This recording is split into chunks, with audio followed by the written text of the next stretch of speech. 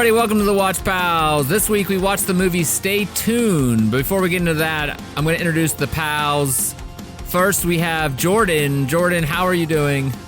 What's up, pencil?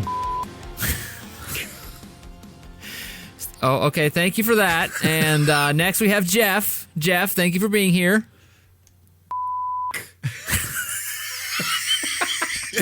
Okay, and next we have Brian. Brian, thank you for being here. Surf's up, turd cutters. Well, I'm happy everybody's here this week, although it sounds like I'm the only one. This week, Jordan's going to be driving our ship, taking us through the movie Stay Tuned. But first, I want to know, why did you pick this movie, Jordan? Why did you pick Stay Tuned? So, I don't want to go too much into this, but when Brian did the episode of Freaked, which you guys should check out, was that season 1 or season 2 we did that? 2? It was this season. Season 2. Season 2. Early. It was a while ago, though. So, it reminded me of a time when, so there's a time when I'm like, as a kid, I was like, my parents always want to know what I was doing, for the most part. And then... What? You were watching this movie. No, and then it just seemed like there was also a time when like I was left to do whatever I wanted. So like my mom was working nights as a nurse, my dad traveled a bunch, and like my siblings would like go stay out with their friends, and like I'd be at home and I'm like, this is great, this is awesome. Not that like I'm complaining, but like I thought it was great being alone. It was awesome. So I saw Freaked for the first time right around this time when I had this freedom. And I was like, oh man, there's other movies. Like I kept trying to find this movie. I couldn't remember the name of it or really the premise. I just knew there was like a TV involved. I knew John Ritter was in it. So eventually I figured out it was called Stay Tuned. So I was like, I want to rewatch that. So I haven't seen this in 20 plus years. So I kind of want to rewatch it with you all and see if I still liked it, because I remember liking it a lot. Okay, so just to review, I have no idea what this movie was going into it. Okay. Jeff, you've seen it before, correct? Yeah, I'd seen it one time before in a hotel room. It just randomly came on TV, and my girlfriend was like, "Oh, we gotta watch this!" So she had seen it before and was a fan of it, and then so I have a wholesome memory there with her watching it. And Brian, you have seen this many, many times.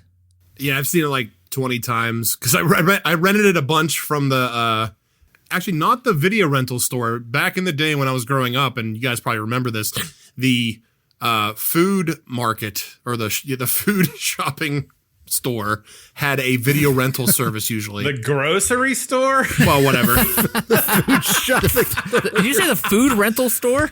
No, I said the hell is he saying? Food shopping store. Yeah, yeah, that's correct. The food hole, the food house? The food place. It sounded very grocery. AI. Yeah. I went to the food Let shopping store. me take that a step back. The grocery store had a video rental section. And Yes. I rented this movie many of times from it. And that was a time whenever you would stand there and look at the box and be like, oh, this looks good. Like, you had most of the time, I know when I was doing it, I had never seen like previews for a lot of the crap I was renting. I was just like, man, it looks fine. While we're talking about video rental stores, I think it's worth mentioning that both myself and Brian, I believe, both worked at a Blockbuster Video. We did, when those yeah. were a thing, yeah. Yeah. That was my first job. Blockbuster, good old BBV. That was my second job. I just want to say my first job was Dino Kingdom, and I'm just going to leave it at that. Well, okay. I know what that means, but all right. Exactly. Down with that. Okay, so Brian rented it. He's seen it a bunch. I've never seen it. Jeff's seen it once. Jordan's watched it whenever he was alone and little. But in case my parents listen to this, Great. I want them to know that like I was very happy to be alone. I want him to know He was watching these wholesome videos and not There was 6 of stuff. us, and I was like, he was raised by these movies. I was glad to be alone. So we are going to get into the recap of Stay Tuned. But first, I want to do another segment of Get to Know Your Pals. And I want to know the worst movie you've ever seen that you can easy. remember. Oh, I know. I know mine. And not only that, like if I was to say, hey, if you hated me, which, okay, would you tell me to like watch that movie?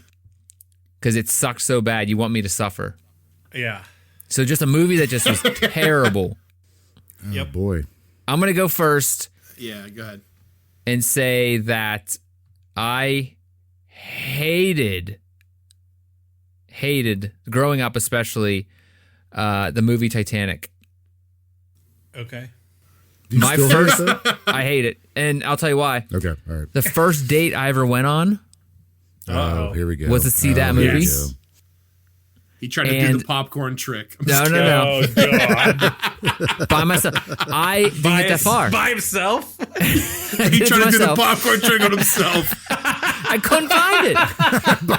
I spilled the popcorn everywhere. He just ate the. He just kept eating the popcorn. Yeah. There was too much butter. It was like one of those big ones. I couldn't find it. It's like It a was too slip and deep. slide. Yeah. The girl said, "Hey, if I'm not there, I'll just meet you in the second row." I was like, "Okay, great." So I bought a ticket. Went in. I think I'm in middle school this time. I think I'm like 7th grade, maybe. I went in second row, sat through that whole stupid ass movie by myself. Oh, She never boy. showed up. Wow, you should have. That's That's like a long 3 movie hours. to sit through. He has like Yeah. bitter Yeah. memories. Yeah, there's like association Okay, with that. well, this is understandable. You don't hate the movie. I do hate the you got movie. Stood up. No, Oh, he didn't like the movie very much either, is what he said. No, I did not. It's tied to a bad memory. Yes, Yeah. you're right. You're right. It's but I not hate it. helping it. You're right. And well, the other actually, if you want to know a movie I just hate because I hate it, it was the Sure. movie that Jeff made us watch last time. Which one? The Electric Penguin or whatever it was, Electric Apricot. You hated it? Penguin. I did not like it. That's not what you said. You didn't. You gave it a thumbs He down. thought but about you it a didn't say little you more. hated it. I didn't like it very Yeah, much. he Anyway, marinated. yeah, Titanic is my answer. Jeff, do you got one? Yeah, but I just want to say, having known Chris for a long time, I'd never heard he got stood up on his first date, and it really connected a lot of dots for me. I've been on a rampage ever since. It really made a lot It of all things. makes sense. Yeah. Yeah, now you see my yeah, you see where the pain lies. Okay. So this is the easiest answer I've ever had to answer ever, and I almost don't want to say it because I think at one point I might want to pick it, just because I want everyone else to see this movie and see what a pile of dog shit it is. And it was advertised as like this new cool scary movie that's like this experience, and you know, I know a what little this is. a little artsy fartsy, but like, you know, whatever. Like I heard good things, and people were like, you just gotta watch the whole thing and like turn all the lights out and you just gotta like get into it.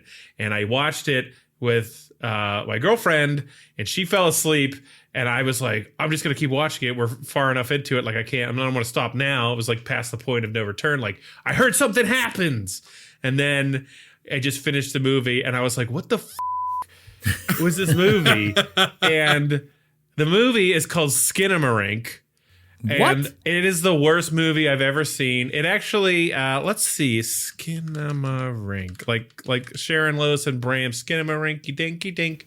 Yeah, the Elephant Show. It came out in 2022, and it was billed as a horror and supernatural film.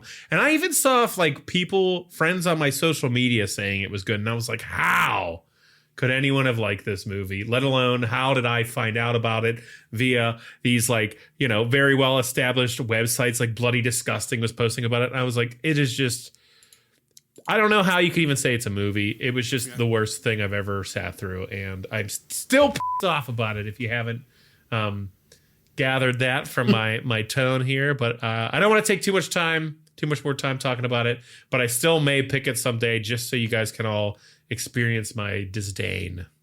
Brian, what about you? I'll keep it short and sweet. The worst movie I've ever seen was in the theater, and that was House of the Dead by U-Bull. Wow. That movie Wow. is probably the worst movie I've ever seen. Well, he makes some of the worst movies ever. Right, Yeah. like he's known as being a bad director, but seeing that film in the theater, that was the worst movie I've ever seen. I don't remember a single thing about it, but I know I saw it and hated it too. Terrible. Jordan, what about you? That's tough, man, because I feel like I've seen more bad movies than ones I liked. But anything recent, though, I can't think of anything off the top of my head. The first thing that came off the top of my head was Dragon Ball Evolution. Okay. Is that's a good there one. like a movie that like disgusts you when you think of it?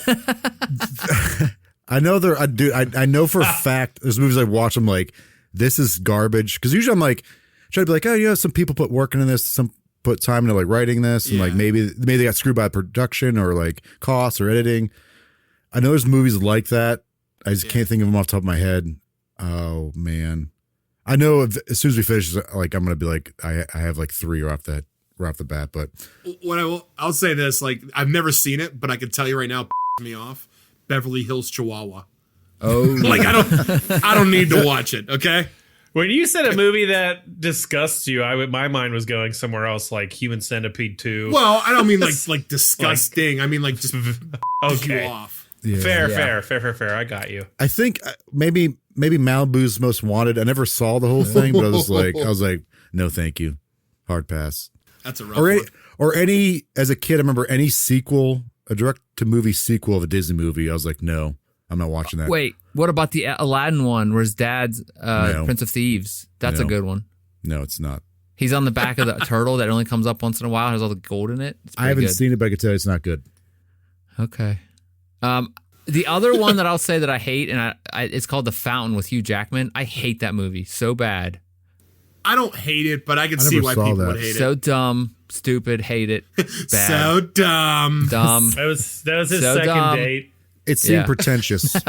Yeah, that's what the problem is. It sucks. All right, let's get into The problem, it sucks. Yeah, that's what that means. It sucks. Yeah, it sucked. dumb. Give 'em let's the get rats. into the recap of Stay Tuned. Jordan, take her away.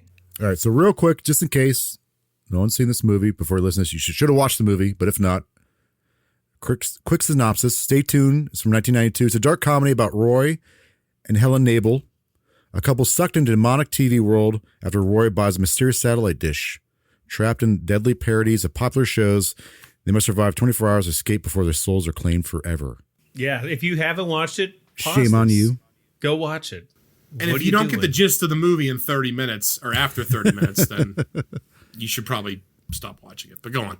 So I will say, I don't know if they still do this, because I think this production company's still around, but the Morgan Creek thing that pops up at the beginning of this movie, Oh, yeah, the logo.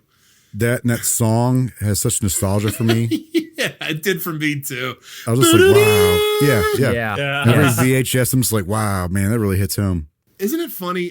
I don't want to interrupt you and drag this out, but like with those logos, how those musical cues, it's like those sometimes would like be before you go to sleep. It was like at the end of a TV show or end of a movie sometimes. Yeah. Just like it's just those things that like knock you out. It's crazy. I don't know if I'm saying this right, but the Geffen Pictures one, that one Yeah. is Oh, yeah. also Yeah, another yeah. one of Yep. those. Yep. Like it's Beetlejuice is on, basically is what I think every time I see that. Oh, I like wow. the TriStar Unicorn was always my favorite. Oh yeah. Oh, yeah. Yeah. All right, here we go. All right, so we start with an older couple. They're watching Doogie Howser. So I will say this movie is very much of its time. There's gonna be a lot of like references to shows and movies Early of this 90s. time and prior to this time as well. So like some of the stuff I was aware of as a kid, or even now, but like some of it I never like. I knew like they bring up Northern Exposure. I remember it being a popular show when I was younger, but like I never watched it. So it's very much of its time with a lot of like the parodies they do. Yeah, there's a ton of jokes that I think we miss, and then there's probably going to be like, I would say if you're like Way more that younger people are gonna 20, miss. 30, like, even 30 younger, 20 younger, like You're gonna have You're to gonna look miss. them up. you're going to have to watch a bunch of other things to understand. You're gonna put what's some going work on. in. Yeah. God forbid. Snowflakes. Wow. I really liked the different names of shows they came up with that are like parodies. That thought was actually really funny. That's my favorite yeah. part of this movie, just the stuff they come up with for that stuff. That's easily my favorite part of the movie. So this older couple's watching Doogie Howser. Their husband is preparing a comically large bowl of popcorn. Like the bowl of popcorn is insane. Like who's gonna eat all that? Hold on, Jordan. Real quick, for those of the uncultured, can you describe what the show Doogie Howser is in just one sentence? Fair enough. It's about a kid who's a prodigy. He's young, becomes a doctor at a hospital. He's like, isn't he like 13 or something like that? Yeah, he's I don't know. Child He's played- prodigy. Yeah, he's played by oh my goodness, Neil crap. Patrick Harris. Thank you, Yeah. Neil Patrick Harris. Yes. Boom. Yeah, the famous soundtrack as he's like on his computer at the end of the day typing his diary. Yeah. So they're watching Doogie Howser. The guy's preparing a large bowl of popcorn. Brings over his wife. His wife's like, it needs more butter. Meanwhile, the table's already full of snacks. Then you see a man is seen from behind, dressed in all black. Yeah, it's all black. He's approaching a house, and you find out it's this house he's approaching. The doorbell rings, and the wife orders the husband, Murray, his name's Murray, to go get the door. So clearly, like, she runs the house. I hate her. Not a fan? No. I mean, it's like it's very typical, like old people thing back in the 90s. Yeah, it's like the lady has like the curlers Stereotype. in. Yeah. Yeah, I mean, that could be a response to Just societal couch norms. Societal norms before Oh yeah, that. it's typical. Like they're making fun of this lady, But obviously. it's so Parody. exaggerated, though. They're TV heads. Yeah. Murray answers the door. He has a large bowl of popcorn with him. The man in black is at the front door. We still don't see his face. He knows Murray's last name. He states to Murray that he's been given an irresistible offer. It cuts back to Murray's wife, who then goes back to the house. I don't know why she goes to the back of the house, because Murray went to the front of the house. She's at the bowl of popcorn is upside down on the ground. She yells at Murray's off screen in the distance, asking what he's doing. There's a flash of light, and she screams. This brings on the opening credits. Yeah, because the whole thing was like they install the satellite dish instantly, right? Right. Yeah, you don't know it's a satellite dish just yet. They haven't So that's- revealed any of that yet. Yeah. Okay. Yeah, you don't know that yet. They're setting up that something nefarious has happened. Yeah. And that's 'Cause going there's a to man in black. Bulbs, television. It's a whole Faustian, what's that whole thing? The Faustian. Oh, the deal with the devil type stuff? Yeah. Like Yeah. sign Yeah. your soul away and that Yes. kind of thing. Yeah. So you get the opening credits, and I like the opening credits. The music is very like adventurous of that time. I thought that was kind of neat. You get Daryl Nabel. You find out he's a son, but he's a narration basically saying how his dad, Roy, who's played by John Ritter, is a couch potato. People still use the term couch potato. Is that still a thing? I don't think it's around I don't anymore. think so. Now that everybody's like, Bring it back. there's their necks all creamed down because they're just looking at their phone all the time. Everybody, yeah. They're phone potatoes. Phone potato. People Phone just taters. say like, "Oh, I'm rotting away now in my room." Oh or yeah. whatever. What's that? That something rot? Bed rot or something? Crotch Yeah. rot. I People don't know. used to say Crotch couch rot. potato. They used to say couch potato. Now they just say I'm a piece of shit. Yeah, I'm trash. Yeah, they just say they're garbage now. Garbage human. Yeah, Netflix and Yeah. Daryl mentions Bill Cosby, which is not age well. I do like that they show an ad for the hair club for men, Oh, yeah. because that was always a thing. Like, I'm not only the president, but I'm also a client. Like, that was a big thing at the time. I'm that also like a member. people made fun of that for a while. So basically, Daryl says Roy spends his time just watching TV. He's a couch potato. He knows all these shows. He watches by heart. Roy's wife, Helen, played by Pam Dawber. I don't know if I'm saying that right. Yeah, that's good. She's clearly unhappy with Roy's obsession with TV. We also see how adept Daryl is as a whiz of electronics. He's able to hack into the family satellite. He recorded his sister Diane making out with her boyfriend, Fantastic. which is a weird thing to do. Like, oh, I don't know why you want to Why record is it? that. And That's also, all just, social media now. He was trying to sell it. Well, yeah, but like, I wouldn't want to see that. Like, Well, maybe he you have just to- hates his sister. I don't know. I don't it's wanna always watch like the that. nerdy blonde kid with glasses that is like a whiz with a Yeah, bunch yeah. of like experiments in his room. This kid's a dork. Put glasses on him. It Yeah. is important though. They are establishing that he knows how to do this stuff. And It- it comes it's back later. exactly Well, yeah, why, he's a staple later in the film. And it's also like a totally thing of the time because we don't do broadcasts anymore. Right. So like you can't even like do that if you want to. Everything's digital now. So like this is like a very big thing at the time where you can't get TV out of the air anymore like that. Which is like kind of like cable. I kind of like Cable Guy because of that. Hell yeah. What? Well, like, because Cable Guy, like, they do that whole like spoof of the Menendez brothers, which is kind of a popular thing. And all of a sudden, Yeah. Jeez. where they're trying to watch the trial. Never seen it. You've never seen the Cable Guy or the Menendez trial? Both. Jeez. All right, let's go. Continue on. I think real quick. I think it's worth mentioning that the daughter, his Diane. sister, she's like dressed like Carmen Sandiego for some reason too. Yeah. She, what? well, she also looks like Blossom a lot in this. Which is like of the Yeah. time. That's every Yeah. girl looked like Yeah. in the early 90s. Fashionable Sure. Blossom. So the next morning, Roy's leaving for work. His neighbor comes by saying Daryl's messing with his satellite reception. Also good of note, the neighbor has a Rottweiler. This comes up. This is an important thing much later on in the movie. Dangerous dog in the film. We find out his mom, Helen, is an advertising exec, and that he says Roy has a real suck job as a plumbing salesman. He says it twice. He's a real suck job. I want to start using that. Daryl says Roy and Helen are at odds over their jobs. Helen thinks Roy is jealous of her status. Jealous of her status. And she says Roy's having a midlife crisis, which causes him to kind of just sit around and watch TV all day, be a couch potato. And today he would start a podcast like other people would. Yeah, and complain about his wife. Yeah. If he knew it was good for him. Yeah. So the kids leave for the night. Daryl has this thing like, hey, if we leave, like, so this happened with my friend's parents. If we leave, you guys could go get a hotel, get a hot tub, and everything work out. So they leave. Helen tries to have a genuine conversation about the relationship with Roy, but he's more concerned with the basketball game. It's in Seattle. So this is, again, dating because the Seattle Supersonics are still a thing back then. Not anymore. Yes, his hat he's wearing too. Yeah. Sean He's Kidd. more, he's more, yeah, oh yeah. He's more obsessed.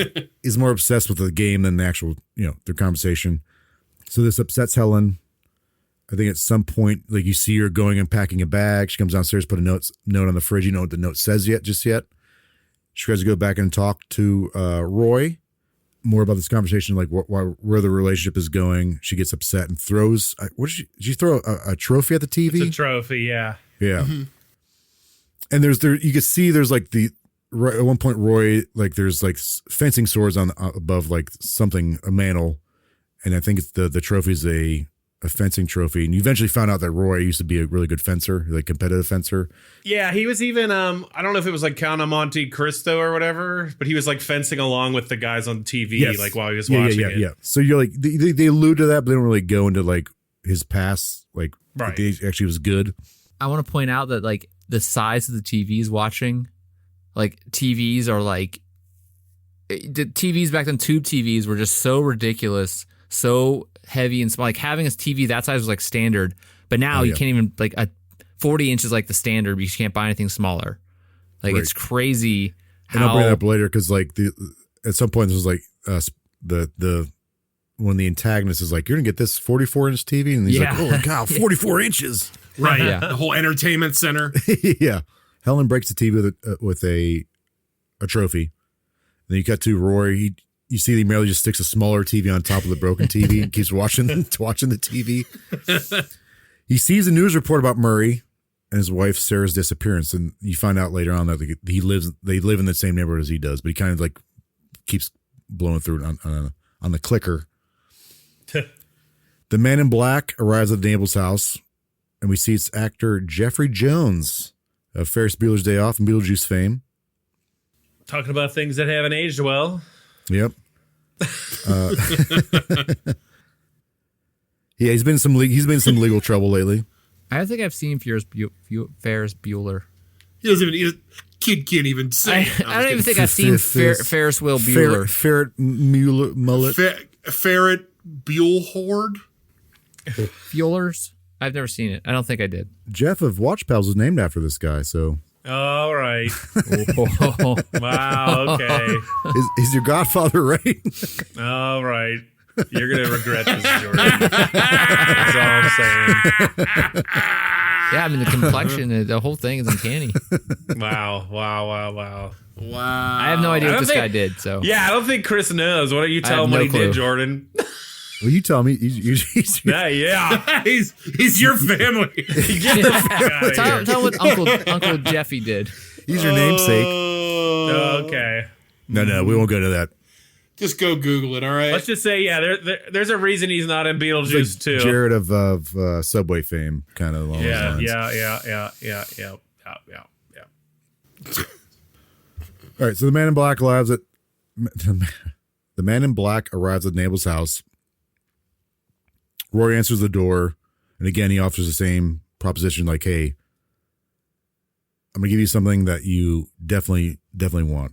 And he zaps him with that thing, and he can't remember He offers anything. Roy a high-tech... Oh, hey, does he zap him? No, he doesn't. Oh, God. Is that Man in Black reference? Oh. You keep on saying Men in Black. He's reminding me of that. The Man in Black. Sorry, the Man in Black. Sorry. So he offers Roy this high-tech fancy remote control. And that's what you use to change channels, kids.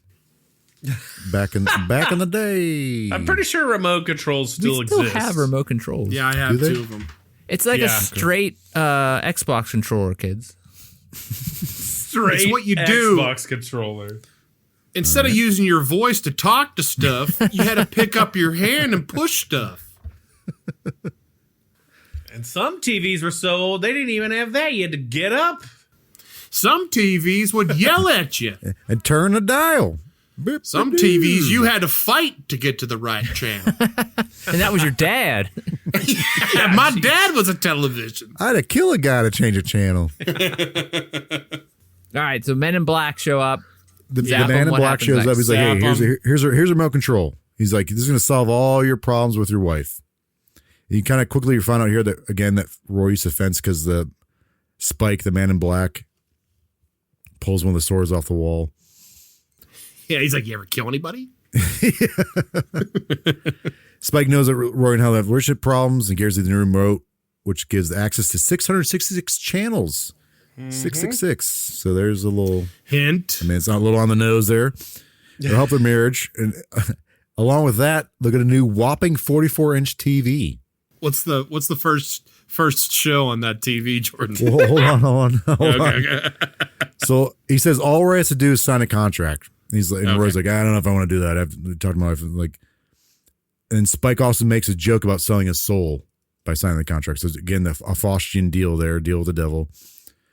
Roy only agrees to doing this after the fact that it says you get a free trial. And meanwhile, a large dish is installed in his backyard. We see Spike drive off, so he goes into the ground. Basically, it's like, fire. Yeah, you're assuming it's hell. That animation was that an animation? Like, what was it? How did they do that effect? It looked more like a I wouldn't say claymation, but like something along the lines of like. I think it was like a miniature. Yeah. Like it was like a miniature set, and they just like. Right. Made like a fake car go into it or something. It just looks so like, I don't know, like when it closed up the way, like it just looked really cool. But then I was like, I don't know if that's real. Yeah. So yeah, you didn't really go to hell, Chris. Well, no, I'm just saying like the I don't know if that's real. Did he go to hell? Well, he should, right? Am I right? I'm the only one who agrees with that, right, guys? Is that what it is? God. Jeff, should he go to hell? Wow. I don't want to hear from Chris, who's a Bill Cosby fan, all right? That was Jordan. That wasn't me. No, that was Brian. You saw Ghost Dad. Oh yeah, I do. Yeah, I do like Ghost Dad. That's true. We'll deflect onto Brian then. I did see Ghost Dad in theaters with my mom. I mean, I haven't seen it since I was a kid, but I liked it. So as the ground seals up behind him, we know Spike is not of this world. Clearly, it's alluding to the fact that he's from like hell, probably. Probably. So we cut to Helen screaming as she arrives home to see the new TV. A commercial plays. So this is the first time we're like, okay, this guy's out of this world. It's made a deal with the devil kind of thing. There's 666 channels. This guy goes on the ground seals up behind him. Something's off here. So you see that for the first inclination in regards of the TV and the satellite was installed is a commercial plays on this new TV for a TV show called 3 Men and Rosemary's Baby. Mm-hmm. And again, this is my favorite. I think this is like my favorite part of this movie is because all these parodies they do. Like the shtick that they have with the TV channels is awesome throughout the entire movie. It's like the main draw. Yeah. Yes, the best part of the whole movie. Like they could have made all these like more of a focus than they did. I think it would have been way better. So the baby in this ad, projectiles vomits blood onto one of the dads. So again, for those who are younger, because like 3 Men and a Baby, 3 Men and a Little Lady was around this time. What? Were these? Yeah. 3 Men and an old lady? 3 Men and a little lady. Little lady were around this time. I don't even know what that was. Do you know what 3 Men and a Baby was? I remember hearing about it. I never actually seen it. So we got Steve Gutenberg. Oh, Ted Danson. Steve Who was the other one? Tom Selleck. Tom Selleck. Oh God, of course. Yeah. Magnum PI. Oh man, that just reminded me of a movie to put on the list. So they get a baby. They don't know who the father is, and they do a sequel to it. So it's a play on that, and then Rosemary's Baby. So I think it's probably don't know what that is. self-explanatory at this point. No clue. Oh, so this is where Helen packs a bag. She's like, "You got this new TV. You're more obsessed with TV." She's getting ready to leave. Then we see Roy watching a parody of a hidden camera prank show called Sadistic Hidden Videos. Yeah. There's a play on hidden camera shows, and policeman goes to this old lady's house and is like, "Hey, your husband's dead." She starts crying horribly. Yeah. And he's like, by the way, you see that camera across the Yeah, you see the camera over there? She's like, "Is that Bob? Are you Bob?" Yeah. Sadistic hidden videos. Yeah, and she knew who he was. Am I Yeah. on sadistic hidden videos? And you can see John. You can see Roy's kind of like, what channel? What am I watching here? So yeah, Helen leaves. She packs the bag. She puts a note on the fridge. You don't see what the note says, but you're assuming she's like, "Hey, She's 86 in it. Yeah, she's like, I'm done, dude. Like, you're more obsessed with TV than ever." Roy goes outside to mess with the TV dish because some of the channels weren't coming in. As Helen's leaving, she's like, "Oh, you're doing this dish. There's a shovel in the yard. I'm not sure why there was a shovel in the yard, but she takes and starts hitting the satellite dish with it. And this causes the dish to malfunction, and it just sucks them. So here's my question. It sucks because them, I've seen this Brian. film quite Brian, a it few. Brian, it sucks them. I know about the sucking, all right? No, they get sucked. They get sucked into the dish. He knows about sucking in. No, my question is about the fact that she was hitting the dish with the shovel, but the other in the credits when you find out it sucked in the neighbor, or where the dish was going off, he didn't hit the dish or anything. It just kind of went off. Same with the son. Same with the dogs. Yeah. It just detects people or things. I think living things. Objects. Yeah. Yeah. Anyway, so that was kind of all right, that doesn't make sense. Or is that why it did that? But then also, no, I think she's just pissed off that she just hates it, and they just both happen to be back there. And it's gonna now. It's but gonna suck. why it malfunctions? You think it's a malfunction, but it also sucked off the neighbors. It did suck off the neighbors. That's correct. Yeah, it's a crazy satellite dish. Have you guys ever watched Ghosts? Did we talk about this already? The TV show. Nope. There's a UK version and an American version. It's these people who die on this property and they have to stay there and live there as ghosts. But whenever they get sent up to heaven, they call it getting sucked off. That's funny. It's funny. I think we talked about that. Me and you talked about that. We did. They talk about how do they not fall through the earth? Yeah, they talk about how are we able to walk through the door but not fall through the ground and into the earth. Yeah, the UK version is really good. It's really good. I actually heard about that, and then I heard it never actually finished, so I don't think I started it. The UK version finished. They only do 5 seasons. It's only 6 episodes a season. They go on top. The American version's 20 episodes a season. It's going on way too long. All right, they got dish sucked. Dish sucked. Just to catch us up. That's all. Sorry, so they get sucked off into the dish. And this is kind of around the time they're playing with CG stuff, I think, or because as they're going through the dish, you can see the wires. Oh, right. This is a crazy 90s MTV shot. Yeah, sure. Johnny Mnemonic kind of stuff. Yeah. And then you see his Spike's head's at the end. Yeah, Spike's face is at the end saying, "Hey, it's going to be a bumpy ride." And he's laughing maniacally. So Roy and Helen find themselves on a game show called "You Can't Win." They're just what? Why? They're all of a sudden just in these chairs. Why are we here? What's going on? They're strapped mic'd in. Up. Yeah, they're strapped in, mic'd up. So they have to play a trivia game where basically they ask questions about lies the two have told one another. So again, you're this doesn't it's a game show, yeah, but they're asking these questions about lies they've told one another. So it's something's off here. And the prizes are the Napper Crapper. There's basically a lazy boy that has a TV and a toilet in it. Encyclopedia Satanica. So again, you're oh, something dark's going on here. And I think the guy that did the voiceover work for this is the guy who used to do the voiceover work for SNL. When he introduced everybody. The same guy, Don Pardo, I think is his name. Yeah, I think it was him, but he's obviously since passed. But I'm pretty sure it was him. At this point, it cuts to characters Crowley, who's played by Eugene Levy, and Pierce, Eric King. They're coming off an elevator, entering a room filled with monitors. You find out Pierce is an intern. So we find out that Spike Crowley and Pierce work for something called Hellivision. It's a form of entertainment for the man below, which is clearly alluding to the devil, where if the contestants can last 24 hours, if they can't last for 24 hours, they lose their souls to the devil. It's kind of like an agreement they have with the guy upstairs. At one point, Spike loses his cool with Crowley, prompting Spike to send him away with the use of a remote control on something called field work. So he sends him away. He's like, you have to go, you're banished to do field work. You don't really know what that means.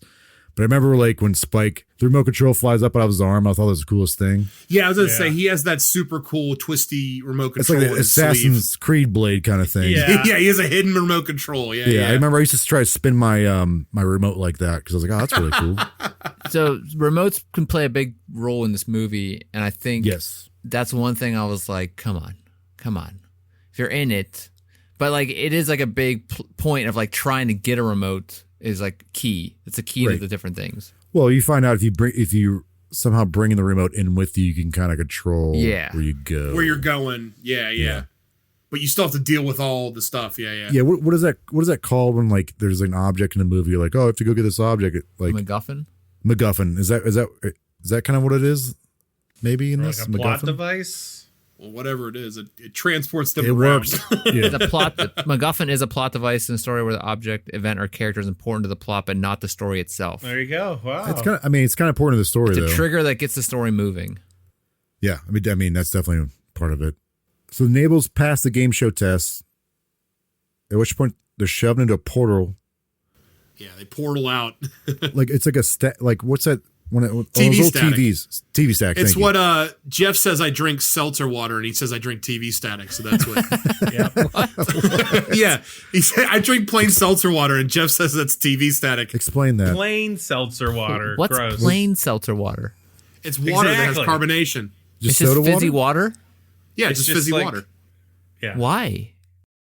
Because because I used to drink a ton of soda, and I wanted to stop drinking soda, so. Hey, he's doing better. He needs the boo-boos. What's it taste like? TV static. Water with bubbles in it. Flat. Not flat, I guess it wouldn't be flat because it has bubbles in it. Opposite of flat, yeah. Yeah. Hard. I don't like any of that stuff, man. So if you take the like a pop machine and the syrup runs out, is it like that? And you just get the watery, fizzy water? Pretty much, yeah. Oh.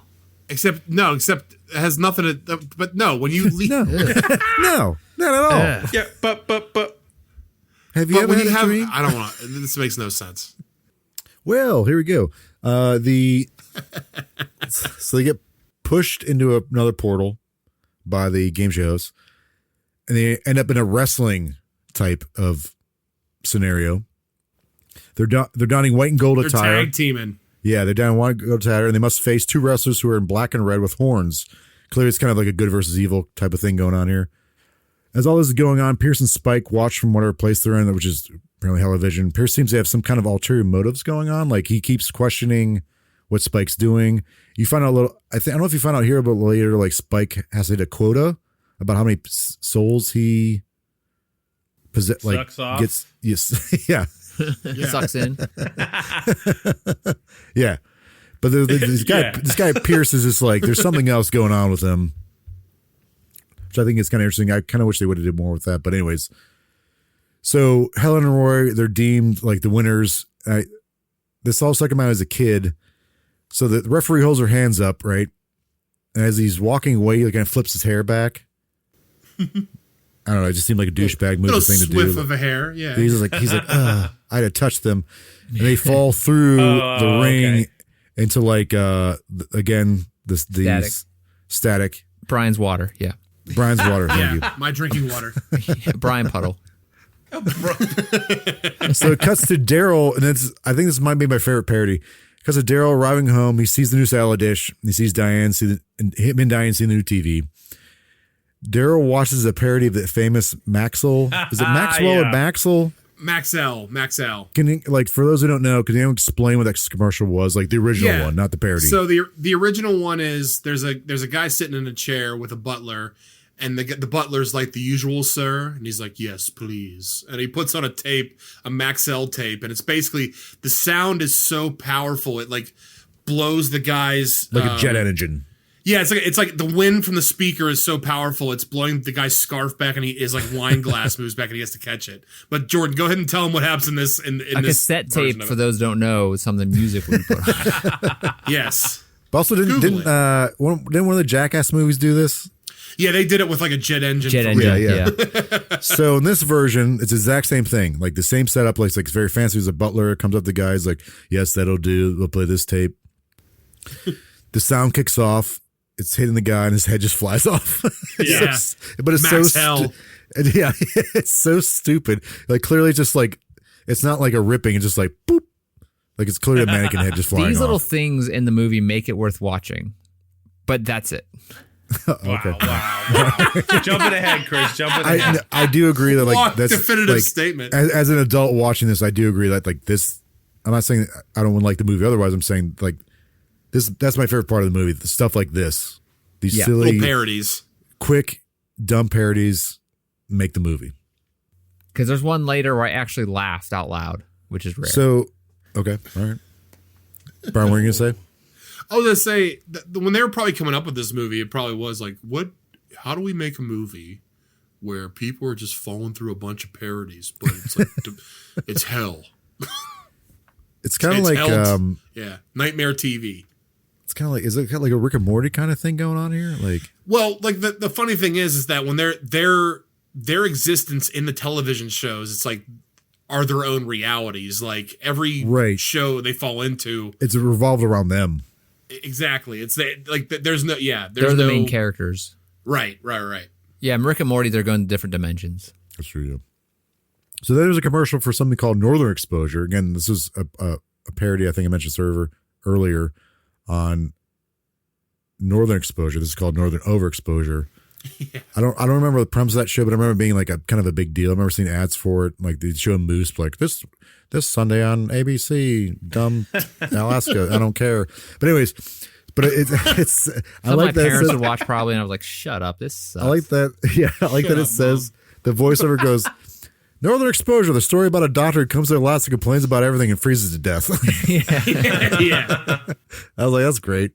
So then it cuts to we're in the Northern Exposure show. We're in Alaska. It's snowy. It's cold, obviously. Roy and Hell up here in that show. They come across Crowley, who's banished by Spike. He's there, apparently. He's digging the snow for a window to the next channel, which he calls a conduit. So this is how you get between channels or like shows. Wolves appear suddenly, forcing the three to run and seek refuge in a shack. So they go back to the kids who are back in the house. They discover a note left by their mom. They misinterpret thinking that like the mom and dad were going away, but it was really the mom saying, "I'm leaving your dad." And I'll explain later. But like, hey, the mom's left. So they're like, Diane's like, "I'm gonna invite all my friends over." And Daryl kind of like, "Okay, cool. Yeah, we're kind of alone." He goes outside, messes with the satellite dish, causing it to activate. I don't think did he really touch it though? Or just the fact that his presence was there? I think it's just there. It started to activate. Yeah. Okay. All right. Yeah, because he's riding his bike in the backyard. Yes. Because it begins to suck him off as he rides away on his bike. Suck him in. Luckily, only his hat and bike gets sucked in because he grabs onto like a column or like the post on the porch or something. Yeah. So they get sucked off. He goes back to Daryl and Diane. Diane has friends over. Daryl keeps watching TV, and this is like some of this stuff is really good. He sees ads for 30-something to life because there's a show 30-something. Yeah. And there's these guys in a prison cell just talking about like paint. Even the guards like, are you guys good? Those paint swatches like, I don't think it's working. They ask the guard like, "No, man, it's not gonna match the bars." Yeah. There's a commercial. There's an ad for like a device called Silencer of the Lambs, where like you can muzzle your kids and then dogs. Yep.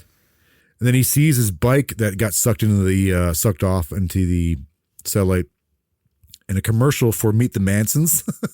Yeah. So he runs and tells Diane like, "Hey, my bike was sucked off, and I found Mom's watch right outside the satellite dish. It stopped at 10:30. He's starting to piece it together. Something's off. I was gonna say like it's just a weird concept. Like as soon as the watch falls off, it stops, or was it broke? I can't remember. It might have been like a magnetic kind of thing, maybe. I don't. Yeah, actually, I don't know if they said it broke or not. Magnetic thing. Maybe it was a satellite dish or electrical thing. Maybe I don't know. Yeah, like how did her hand get? Science. How did the watch get knocked off if she got sucked off into the thing? Very That's a good weak point. I band don't know. on that watch. Yeah, because like the bike gets sucked in, the kid almost gets sucked off in, and I don't understand how.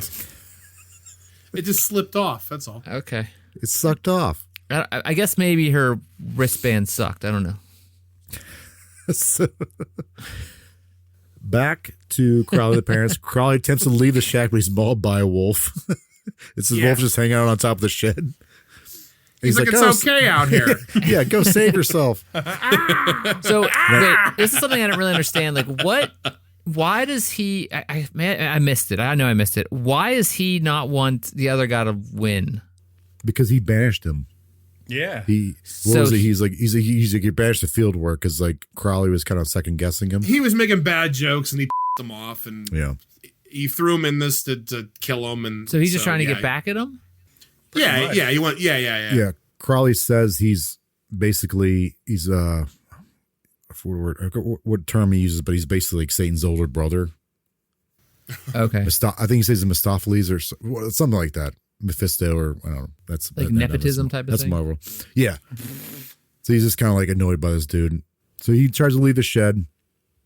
He gets mauled by a wolf. The lantern in the shed gets knocked over. So like, oh, we got to get out of here. So they end up pushing the shed because it's on snow over like the conduit. Little shed shifting. Shed shift. Because they're on an icy lake. Yeah. So they go through and they arrive at an animated show where they're cartoon mice. So I really like this part. Yeah, and it goes on for a while. I was like, man, they spent some money on this. Yeah. Fun fact, I think this may be a fun fact. I think this was animated by Chuck Jones, who was one of the original Which Looney makes Tunes sense. people. Yeah, because it has a very like the physics of it. It's like it matches like a Looney Tunes or Hanna-Barbera cartoon. Like like the physics don't matter. It's just silly. It's like even Roy's like we can't die, but they're still like clearly like in trouble. But definitely had that feel of like Chuck Jones for sure. Yeah. Mm-hmm. So yeah, the couple, and they even like kind of it's a throwback to a lot of those cartoons where like you don't see the humans' faces when it comes to like animals, like you just see like silhouettes of like or you just see like their feet or something. Yeah. So it's like we're gonna turn on this robot cat patrol thing. And meanwhile, Daryl's watching this on TV. He keeps like flipping through channels, like keeps finding like he's like, is that my dad? Is that my mom? And he sees that like the mom at one point pulls out like he hears his parents' voices. His mom pulls out a picture and it's like him and Diana's like mice. He's like, oh yeah, that's definitely us. Mice kids. So yeah, this robotic patrol cat comes out. He has all these crazy gadgets equipped to kill them, like guns and flamethrowers. And then like at one point it cuts back. I don't know if they show this earlier. It cuts back to like the television like hub thing where like Spike's there. They show those people's names and how much time they have left. And one of them is Saddam Hussein. You guys see that? Wow, no, I missed that. Yeah, that I was time. like, what? So at some point during this whole thing, which when they're like running away from the cat, they get separated when they're escaping by a toy car. I forget what happens, why. But Roy, using his vast TV and cartoon knowledge, mails out for a robotic dog who comes and destroys the cat. He's like, I know how cartoons work. Like, I'll just get a dog instead, like all these other cartoons did. The cat like bolted the door down, but That's the other what thing, it was. the dog also his chain around his neck said, "I think you're dead." Okay, It's great. So eventually he's able to like get through the conduit because I think the house is so destroyed he could just pull off the bolted thing over the rat hole or mouse hole. This is my favorite part when he goes to the different channels now. I actually laughed when these examples came up. Of course you laughed at these. So wait, you talking about the ads or when Roy goes to different channels? The ads. Okay, yeah. So like, yeah. I don't think this is important to this podcast, but for some reason, like me and Chris have already said this. Like, this is my favorite part of the whole movie. So Daryl sees an ad for a show called Different Strokes. Yeah, it's two old guys. Two guys have strokes. They die. One's like grabbing his hand. The other one like has like a brain thing, and he's like, I can't see anything. It's so messed up. It's so like mean. so good, dude. So good. Yeah, and then it says different strokes, and I was like, "Oh god, that's awesome." I don't think I understood that when maybe I would have. I would hope I would understand in high school, but maybe I didn't. But for some reason, I thought this is the funniest part of the whole movie. Different strokes, and you see the MT guys running and like, "Oh, we lost him." And then he changes to "my three sons of." Yeah. And that's like the whole joke. 666. That's it. Yeah. My three sons. Then we go to we're at Dwayne's World. So this is Dwayne's Underworld. Dwayne's Yeah. Underworld. Yeah, this is the one scene that stuck out to me because this is when Wayne's World was huge, and apparently they actually wanted Mike Myers and Danny Carver to do this, but they couldn't do it because they were filming Wayne's World 2, I think. But I was like, oh, because I was a huge fan. I was a huge fan of Wayne's World at this point, and I thought the guys did a pretty good job of it, parody wise. Like They did, yeah. because Wayne's actually Dwayne, Garth is Garf. And they're just zombies are undead, and like they did a good job of like doing the sphincter boy thing because they write that on Roy's like sweater, the close cam thing. Yeah, I was just gonna. That kills me. The extreme close up. Yeah, it even says, I think on the camera, it says Monkey Boy on the camera as they do it the first few times, and like people in the crowd and like Yeah, Saturday, it says Saturday Night Undead or something on the back. Saturday Night Dead. Saturday Night Dead. They do like the visual thing, like, hey, what's this say? Like it's like an eye, ship, and satin because they've done like stuff like that before. I like, worship Satan. Yeah. And then instead of excellent, they go excrement. They do swing, which I thought was, you know, you got to do that. But they kind of taunt Roy because they pull out like a nudie mag and like, oh, your wife's in here, and then also your daughter's in here too. It's like, oh god, daughter's not even. And the son's watching this too. And sees his dad. Right. So they start doing the close-up camera thing, and eventually do the close-up camera thing with like a hot poker stick.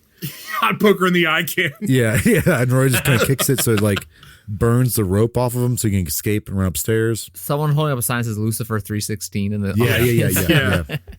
He goes into the detective movie at this point. That's right. Yes. Thank you. So he arrives in a black and white movie where he's a private detective. He has that like inner monologue a lot of the movies did. I think he's kind of compares it to Maltese Falcon, which I never saw that. This is kind of at the point I'm like, I wish, because John Ritter is known for his like physical comedy. I was like, I kind of wish they would have done more, but like this scene right here where he's like, oh, I got a gun, I don't know how to use it. And like puts it in his pocket and like shuffles around it and she goes off. And then like his reception calls and is like, Mr. Nebel, you dropped your gun again. He's like, yeah, I know. I know. It's like he's so good physically at comedy. Like I would kind of wish from here going on, he does a very good job of it. But like, man, you could have like you kind of wasted some talent with that earlier on in the movie. Anyways, so we found out Helen's in the same movie, but she kind of gets kidnapped by I don't know who these people are. She gets kidnapped by, but anyways. Just gangsters. Well, no, isn't it the neighbor? Oh, wait, yeah. He's in charge, though. It's revealed he's in charge. Yeah, it wasn't him who took him, but yeah, you find out, yes, you're right, Jeff. You find out it was him. Daryl's watching this all the time, by the way. As he's watching, he's trying to find his parents while this is going on. So he sees more ads. He sees the exorcisist. Yeah, that's awesome. It's like, yes. Set yourself on fire. Like he just burns on fire, and like then the main girl like drops over dead. Yeah. Then there's Yogi beer. Here's beer for kids, and the kid's like, "Give me another beer, Mom." And he just chugs a beer. You could be like your drunk dad. So then this is when he finally sees his dad. He's a black and white movie. As he's going on, he runs outside. He sees Diane's friends. They're all hanging out by a satellite dish. I can't remember what they're doing, but he's like grabs a hose and sprays them away. To get them to like get away from like dancing or something. Yeah. They're cheerleading. That's right. So he brings Diane inside and she finally sees what Daryl has been saying about their parents being stuck in the TV. She's like, okay, that's dad. Clearly that's dad's mom. And we see they have 5 hours left to survive. Daryl comes up with a plan to save them. We don't know what it is, but we assume with his technological expertise, he knows what he's going to do. So in this black and white kind of thing, we found out that Murray, who was previously sucked off by his wife or with his wife. Sorry. Previously on Stay Tuned. Sucked off. No. So in this new channel, we found out that Murray, who was previously sucked away with his wife, They were in Tokyo. His wife got stumped by the Godzilla character. He's like, I'm going to stay here because he brought his remote in with him. He's like, I ditched my wife. She's bringing me down. I've answered anybody. I've my remote. So if like things go south, I can just change the channel. So he's smart about it. So in this timeline, or this not timeline, this channel, he's kind of like a Godfather type figure, and he's the one that sent the people to kidnap Helen. Is that what it was? I think so. And she meets him eventually. But yeah, wasn't he from the? Is he the one who owns the dog from the beginning? No, it's a different guy. Okay, It's a different neighbor. Different neighbor. They were the popcorn people in the beginning. But shouldn't if they only have 24 hours, shouldn't he be gone then? Well, he's technically stuck there because his wife died. They have to both make it, I guess. Well, yeah, that, and he said, I don't ever. Didn't he say I don't ever want to leave? But right? but don't they take you to hell if you don't get out in 24 hours? This is what comes up later because so Roy's the one that signed the contract. He survived, so he got to go home. Helen didn't sign a contract, so she had to stay. Now what happened with Sarah? Go ahead. I'm sorry. So yeah, what happened with Sarah and Murray? I'm assuming Murray is the one that signed the contract, but he's like, you can keep my wife, but I'm going to stay here because I'm a big shot. Because he brought more control with him, so he can keep bouncing around and live like how he wants to live. Basically, what I was going to say is if you fall in there and you didn't sign a contract, you're kind of like you don't really have a choice, right? I don't know. Because I think his wife Sarah died when she got stumped. Oh, she got crushed. Yeah, because Spike put their bar all the way down as soon as that happened. That's right. Yeah, yeah. So yeah, there's some kind of weird stuff. I don't quite understand a lot of that, but like I don't understand the laws of this thing here. Yeah, this universe. It's a plot hole. Plot hole. Don't worry about it. All right. It's a static hole. Yeah. So this new channel. Suck hole. Yeah. Murray's kind of a big shot. He ditches wife Sarah. He was like, let her die because he wants to let her die. Yeah, he wants to. He's clearly tired of her. He finally he keeps jumping from channel to channel. If things get too hard, he jumps down the channel. Comes because he has a remote. But as he's sitting at the table talking to Helen, some guy comes in with a Tommy gun, kills him. But he gives Roy and Helen his remote. This allows you to jump from channel to channel to channel if you want to. Also, you have to mention that everyone else also pulls out guns at this part too. Like oh yeah, literally it's a shootout. Yeah, it's a shootout. Yeah, like every single person had a gun in there. John Ritter pulled out a gun. He's like, I don't know how to use this, and he immediately just shot and killed the guy. Yeah, it's like, oh, cool. So, I think that they get the remote, but is it damaged now at this point? Well, they jump and then it's damaged. And that's right. They jump. They jump to off. They jump to Off with His Head. It's a miniseries about the French Revolution. It's supposed to be about like they're looking for a Marquis de Nipple or something like that. I can't remember what it was. De Nipple. But unfortunately, the remote gets destroyed by a horse as they arrive. Because Roy discovers he's dressed like a woman. And apparently, like the guy they're looking for, trying to be executed, is like, "Hey, I'm dressed up as a woman, so no one can find me." That's the Marquis de Nipple. Chris liked that one.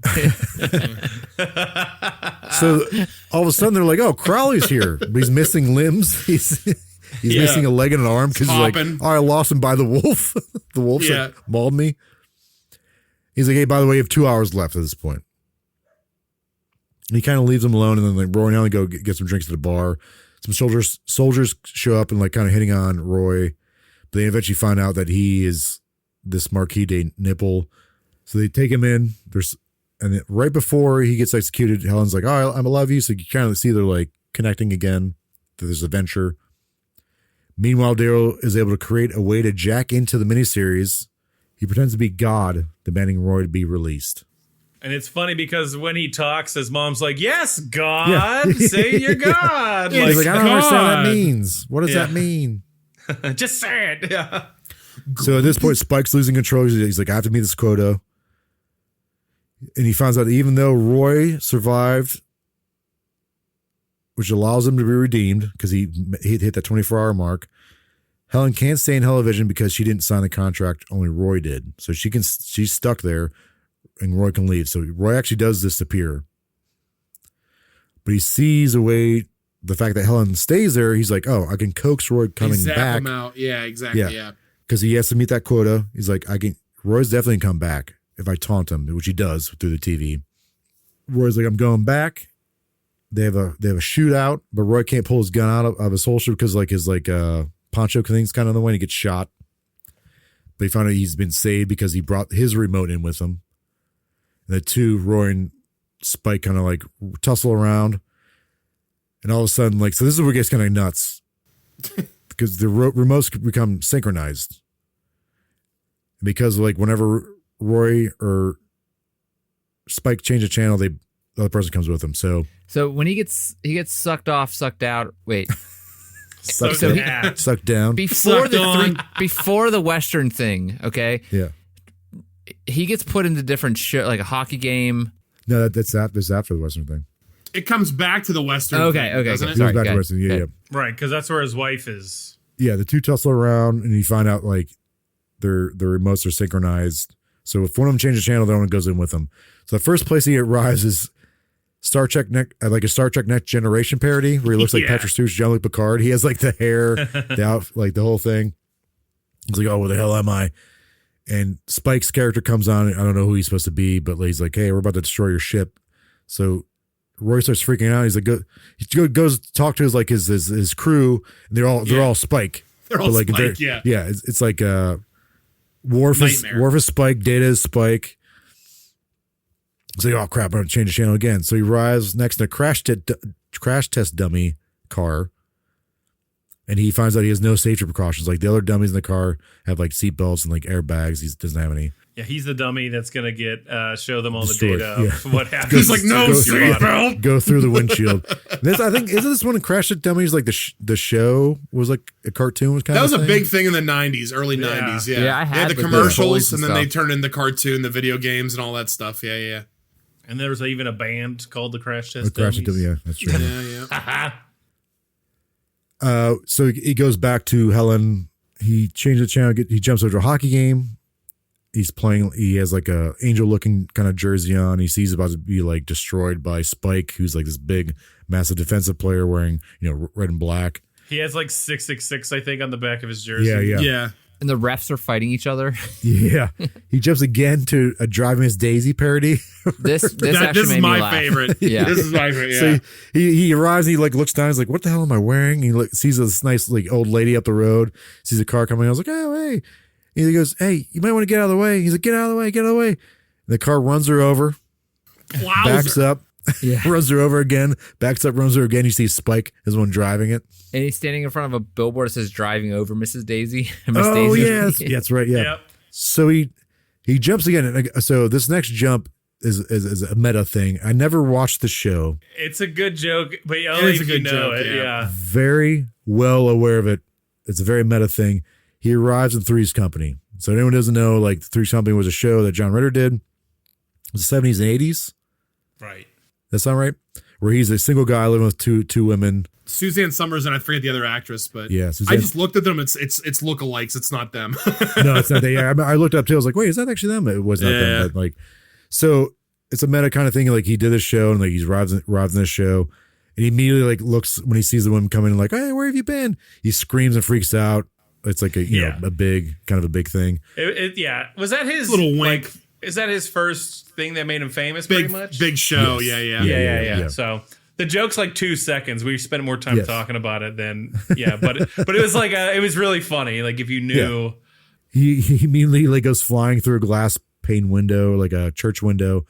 Yeah. He's like a swashbuckler kind of setting, and he has to fight Spike. This is where his fencing thing that they allude to pays off. Daryl sends him a sword via the satellite because the sword he rides into this swashbuckling thing is only wooden. Sucks off a sword. Yep. Sucks off a sword. So they fight. He somehow ends up in a Salt and Pepper music video, which I thought was really funny. Yeah. which was way too long. it's way too long. It is, Yeah. but I like that he had to keep dancing to try and get his remote from the other dancers. But yeah, that was definitely way too long. It took forever. But the payoff is pretty good because one of them like gets the remote and they mutes it, Yeah. One You of see the the- workers. and you see the mute bar, like the mute like volume control, and it's just the movies just go silent. And then DJ Spinderella grabs it back and says, "What the hell are you doing?" Yeah. So he ends up getting the remote and sends Roy off. So you don't know where he sends him. He's like, "Yeah, you're canceled." That's his line. And he goes back to the Western world. Helen's about to die by the oncoming train, and he's like, "Oh, like how do we do this? How do we do this?" And he's like, "Oh, we just turn it off." Like he hits the power button, so the train explodes. They leave. They go back home. As they arrive, turn off the TV, Roy. It's so lame. Turn it off. Turn it back on. Restart, please. As they arrive back home, the Rottweiler escapes. Did you mention at the beginning that was a big? I did. thing? Yeah. The Rottweiler was like, "Hey, this Rottweiler comes back." That's one of those I brought The up. Rottweiler got sucked off at some point. Yeah, Rottweiler gets sucked off right here. He gets sent to the swashbuckling world with Spike, where Crowley is. Yep. Okay. And Crowley, yeah. And Crowley's like, "Hey, you suck," because Spike's hanging up on like a chandelier, like a rope. Spike drops on the chandelier, and you assume the dog just like mauls Spike.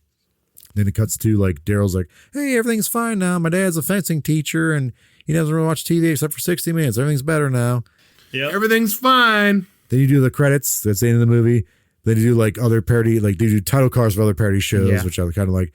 Beverly Hills 90666. I Love Lucifer.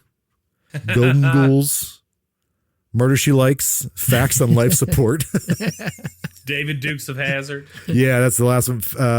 Fresh Prince of Darkness was funny. Unmarried with Children, and David Dukes of Hazzard. Who's David Dukes, Jeff? Don't worry about it. Don't worry about it. David Duke. Did you notice in the theatrical poster for this movie, there's a dog that's not the Rottweiler? Was that like a thing that's supposed to be in the movie? Maybe they cut out? No, I have no idea. Really? I just looked it up. Like I was looking at multiples, and I was like, the ones that like there's even a picture of one being like actually in like a DVD of this movie. Like the case has a dog on the top. It's like kind of like deleted scenes, maybe. Yeah, it's like kind of it's the kids looking at the TV with the parents, and then the dog's right there too. It's just really strange. I don't know if I was like, why would that be in there? Did it like get taken out? I don't know. Oh yeah. They're on like a wheel. Yeah. Whose dog is that? I don't know. I thought like at first when I saw it, I was like, is that the Rottweiler? But then when you look closer, it's not. It's not a Rottweiler at all. Yeah. All right. All right. Okay. Well, Jordan, thank you. Thanks, Jordan. Hey, Jordan. Yeah, okay. All right. So let's go into the feedback. Let's go into the feedback of Stay Tuned. And Brian, I want to start with you this time. Brian, what did you think about Stay Tuned? It was all right.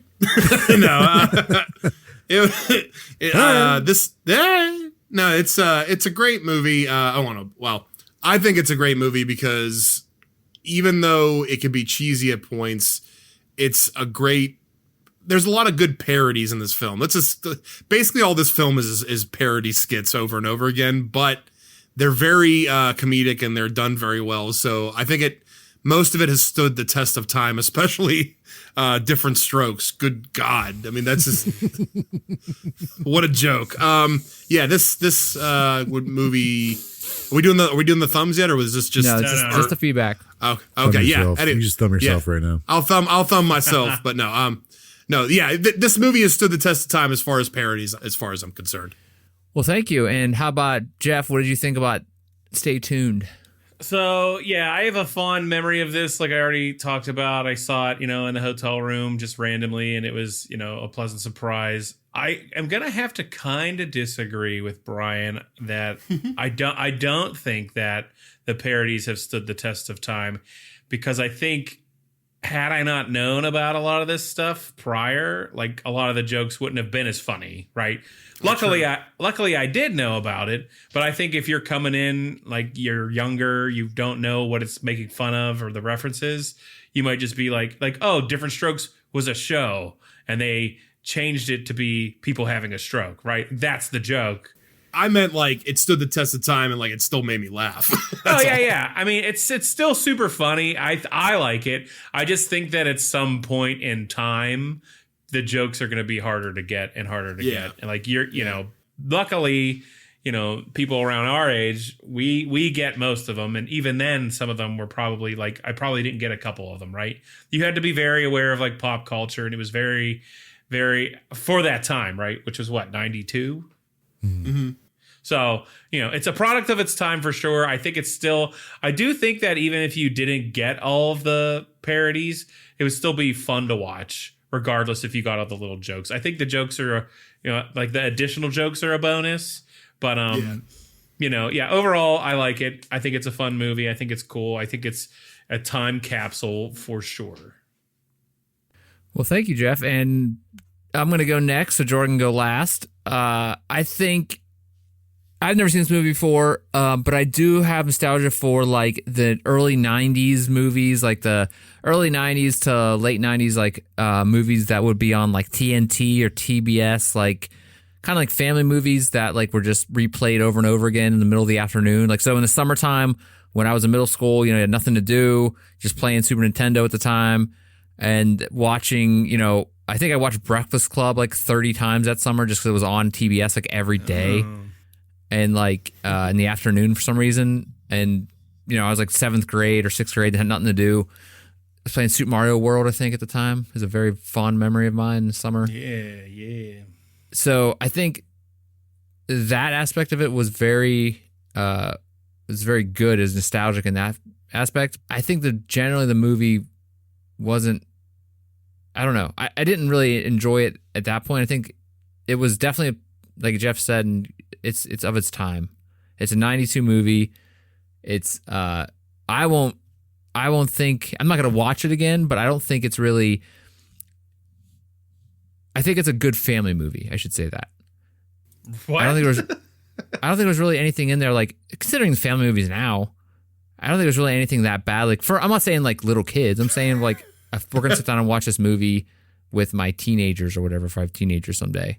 Like, it's not like an offensive movie in any way. Fair. Okay. I guess I could see that. It's not like there's no like sex and violence. Like, it's like any other, it's PG-13 violent, but it's movie. silly violence. Yeah.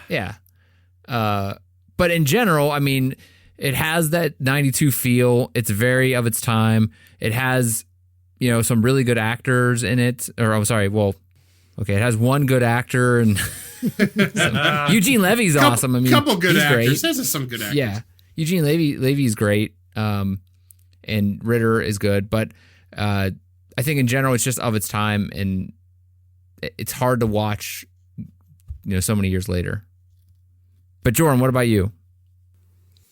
So yeah, like I said, somewhere at this point in this podcast, like it is very much of its time. Like a lot of the jokes are very centered around things of that time. So like Fresh Prince of Bel-Air, Golden Girls, like Wayne's World. Like for me, like, oh, of course I know that stuff, but like anyone watching it past our generation, like may not understand those jokes. So for me, I think it's very funny.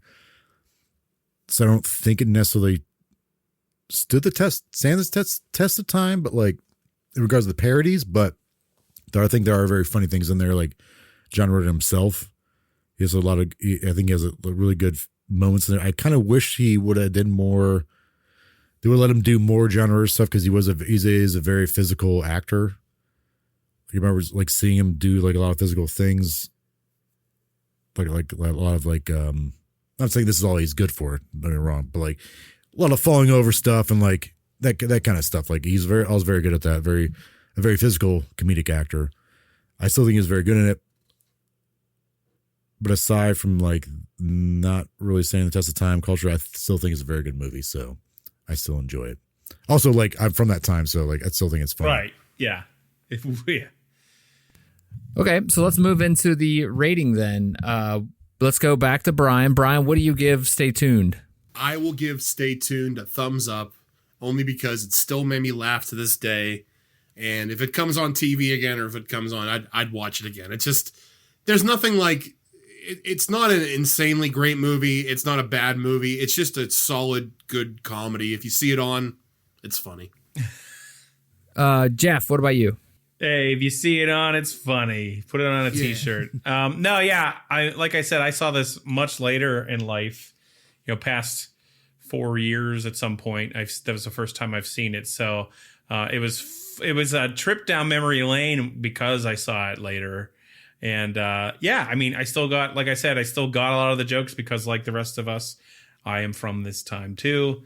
So we're the audience kind of,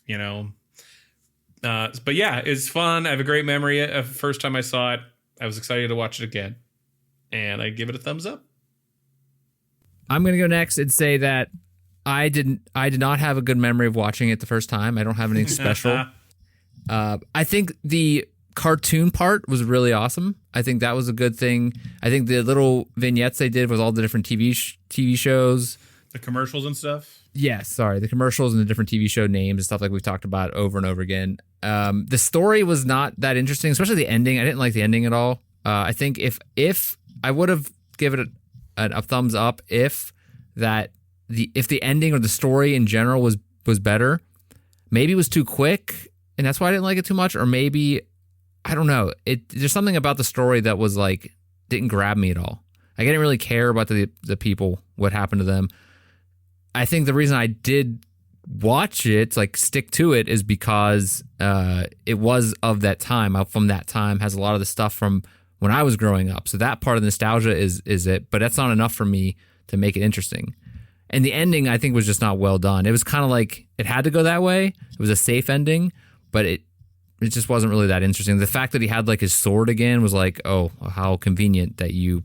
In the beginning, that's like the first thing he does is jump on the chair and pretend like he's the Count of Monte Cristo, and then he gets the sword at the end and finally gets to use it for real and gets his butt off the couch. Like the message is kind of like lame. I don't know, but it's not for me. Like it's not. It's for a family type of type of thing.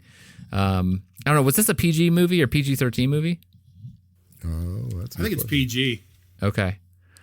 I think the thing that did save it though was the animation, like that cartoon part, like you said, was really long. But in general, I do not give it a thumbs up. I gave it a thumbs down. So then it didn't save it. It saved it in that I kept watching it, but it did not give it a thumbs up.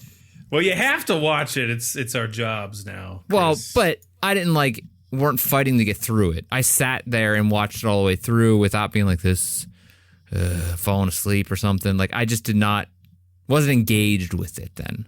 There was, but again, like the driving over Mrs. Daisy part was funny. But I don't think that was enough to save it, those little things. Like, I'm not going to suggest this to anybody. I'm not even going to, it's going to totally leave my brain. I'm not even going to remember this movie after today.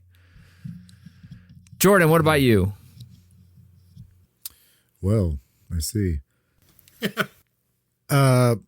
So I was worried because, like I said, I don't think I've seen this movie in probably 20 something years. I was worried if I would, because remember at the time I watched, I was like, oh, I love this movie. It's great. Because at the time, that's when all these cultural references were like very prominent. So I was like, oh, I get that. I get that. Even like the older stuff, like the Leave It to Beaver kind of that stuff. I understood that, even though I never watched those shows. But I was, for a minute though, one of those people who just like, that's all I did was just watch TV. So I kind of like the premise of someone who's such a couch potato, like given that, like, you want to see the best stuff out there. Because I remember, like, as a kid, like, I can't watch this channel. Like, you'd see it on TV Guide, or I'm like your guide. I'm like, I don't have access to that channel, but that looks awesome. I want to be able to watch that. Oh, okay. You know what I'm saying? You saw yourself in Daryl a little bit. A little bit as a kid. Not abandoned by his parents. No. You got to see diving in. But I remember seeing like those channels, like, oh man, I've always wanted to see that movie. Like, I can't watch it because I don't have that channel. But like, the idea of someone coming in my house and be like, hey kid, you want this remote? You can see all the cool stuff, all the movies you want to see. I'm like, oh, that'd be great. Now going in and like having to deal with all that stuff, like possibly dying is not great, but I like as a kid, I like that idea, and I do like it as an adult now. Like, I do think it's a neat premise. I think it could still translate today. It might be more geared towards like, hey, you want to have every streaming service? Oh, yeah. yeah. Well, there is other versions of this. There's one that came out last year. What? Yeah, it's called something static. So it's not called Stay Tuned. No. They're developing a TV show right now for AMC called Stay Tuned. What? Yeah, they're developing a TV show based on this movie called Stay Tuned. What? Oh, it's been developed for like years now. Nothing's happened. August 2020. Yeah, so it's 2020. They developed a TV series. They were in adaptation. Yeah, so they're working on it. It's in a deal, but I don't know. You know, it might be in development hell or whatever. But I do think the premise is like I think that translates well no matter what era it is. I know, given you're talking about like, you know, TV and satellite dish, but now like that can easily translate to now. So I do like the idea of that. There's a TV show from 2024 called I Saw the TV Glow that has a similar plot. And Mr. Crockett is a 2024 supernatural horror film with a similar plot. I saw the TV Hulu. Glow is absolutely nothing like this. I mean, that's what it just says. I don't.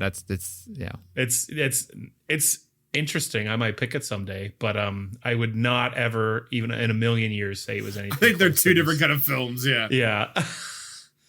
Yeah, I don't know. That's what it's telling me.